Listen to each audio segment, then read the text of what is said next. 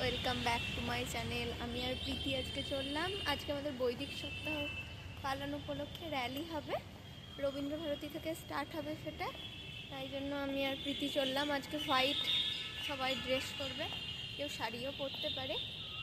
তো আমরা স্টার্ট করলাম। কেমন লাগছে আমাদেরকে সবাই জানিও প্লিজ। বাই। হ্যালো।